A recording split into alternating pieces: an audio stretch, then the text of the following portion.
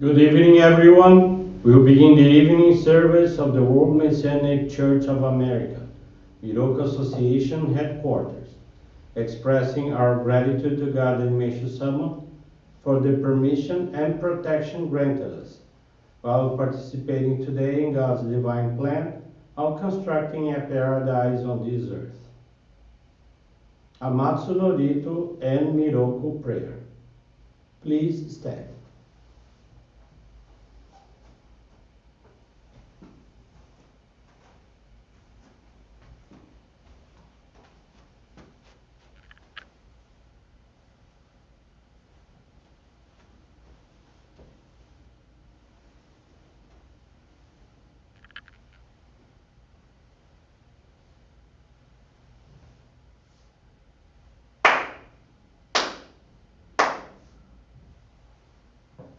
Taka amahara ni kamuzumarimasu.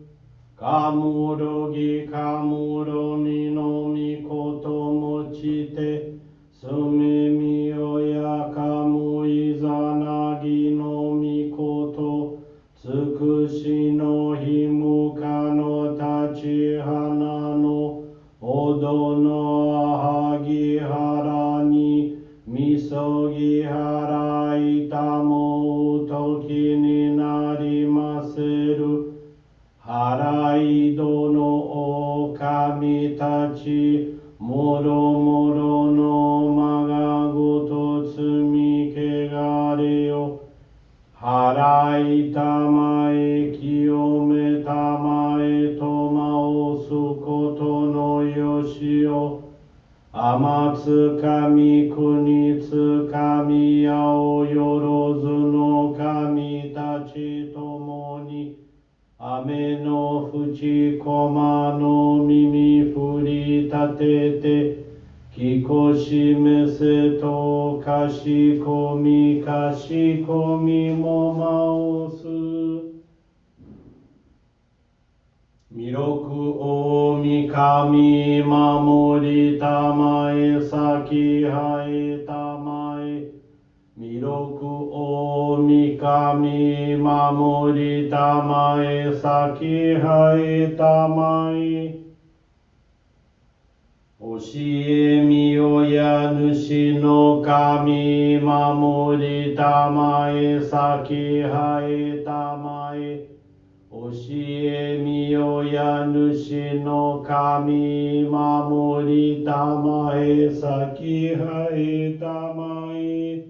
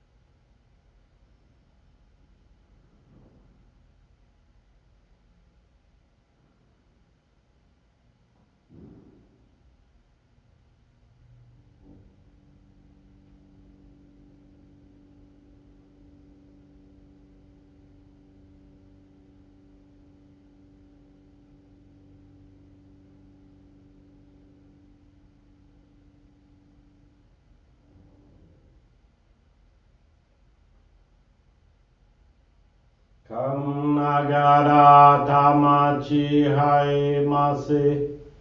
Kam nagara tamachi hai mase.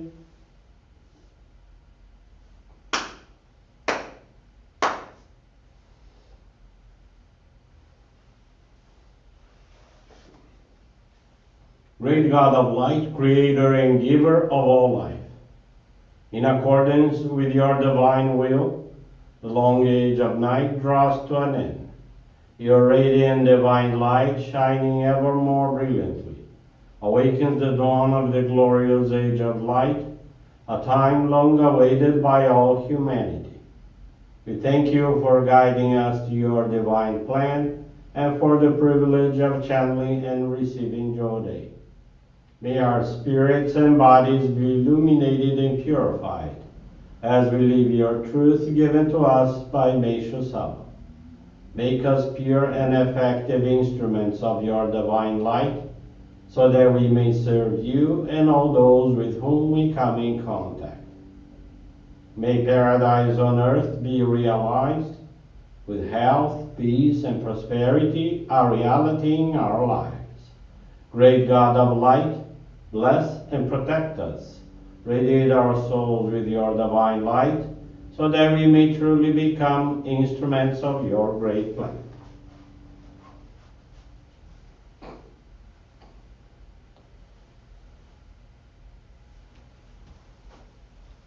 Please be seated for group Johrei.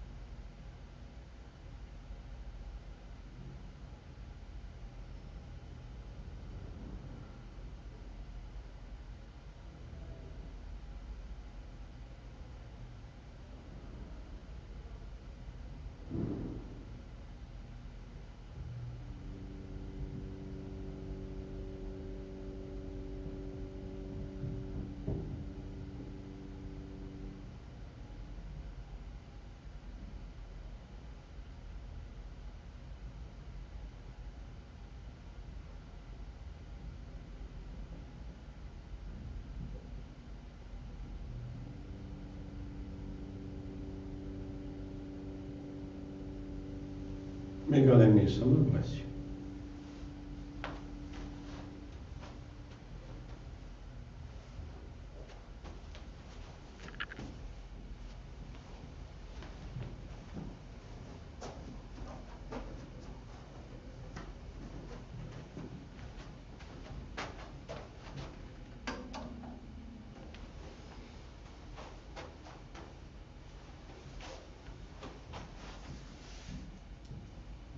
Meishu-sama's teaching this evening is entitled God's Instruments and is found on the Daily Inspirations, page 95. Let us live life according to God's will, not swayed by the opinions or criticisms of others. Those dedicated to serving humanity should be broad-minded and have big hearts. Joyously, we are building paradise on earth, taking what is good and rejecting what is bad, releasing ourselves from all undue concerns. When people ridicule or otherwise speak ill of me, I have a good laugh. You might think that I would feel chagrined to be bad-mouthed, but somehow I don't feel that way at all. To be even a little disturbed by the criticisms of others indicates a lack of faith, for you're working for God, not for them. You should therefore be happy as long as you know that what you're doing is in harmony with God's wish. People seldom see things as they truly are. It's quite common in this world not to receive recognition regardless of your effort or dedication. Do not be concerned what others think of you. Instead, simply do whatever is pleasing to God. You can please God by helping others. Help them restore their health with Johrei. Helping even one person makes a difference. Helping 10 or 100 others would, of course, be even more pleasing to God. Good evening, everyone. Thank you for joining the Miroku Association headquarters evening service. And thank you for your continuous prayers geared towards world peace, the victims of wars, of natural disasters, as well as man-made disasters and accidents. This evening I want to share with you the following faith experience. Just bear with me, please. Faith experience I want to share with you today is from Andrea Guerrero, and she's from Montreal, Canada. Andrea's first encounter with the Miroku Association occurred in Brazil when she was just 3 years old. Her aunt channeled her Johrei for the first time during a seizure, which, unbeknownst to her, marked the beginning of a long chapter in her life. Soon after, she developed a high fever and was diagnosed with measles. She continued to receive Johrei during this time, and her mother eventually became a member of our church. However, around 1996, her aunt, the pillar of their faith, moved to Lebanon with her husband, who was going through a purification process.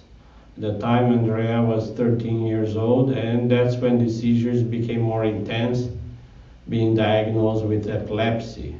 Until her aunt's departure, they were very close and motivated by her devotion. Andrea frequently received Johrei and even gave service during the construction of the Guarapiranga sacred grounds. However, during her teenage years, Andrea developed an aversion to Johrei and refused to receive it, even from her mother. Over time, her seizures became more frequent and severe, and she continued to be treated with strong medications, often needed hospitalization. What she didn't realize then was that this would become her reality for the next 20 years. In 2001, she became pregnant with her first son. Due to her epilepsy and high blood pressure, it was a high-risk pregnancy, increasing the risk of eclampsia. Several episodes during the pregnancy led the doctors to opt for a preterm C-section at 38 weeks. After his birth, her seizures intensified and her medication had to change. She was also advised against having another child. Epilepsy had become an inseparable part of her life. While the seizures decreased slightly, she returned to school, graduated as a nurse, and continued regular medical checkups and medication. The year 2000, her aunt returned to Brazil after suffering a heart attack. Despite her continued closeness to her aunt, Andrea lived a skeptical life without faith or religion. Johrei had faded from her life and she no longer believed in anything. Andrea and her husband faced extreme financial difficulties and had to live with his mother. Their situation was far from ideal, with multiple family members battling serious illnesses, many of them undergoing chemotherapy. They were living days dealing with disease and poverty. January 2013, her aunt, now living in Brazil, suffered a pulmonary embolism while attending a service at the sacred ground and was rushed to a nearby hospital. She was transferred to a hospital near her family, where Andrea was able to accompany her in the ambulance. She was intubated and Andrea soon realized the gravity of her condition. In that moment, she prayed to Meishu-sama, saying, "If my aunt survives, I will receive the Ohikari." Her aunt remained in critical condition for 2 months. One day, during a visit, a former colleague at the hospital told Andrea that the doctors were considering discontinuing her aunt's treatment due to her lack of response.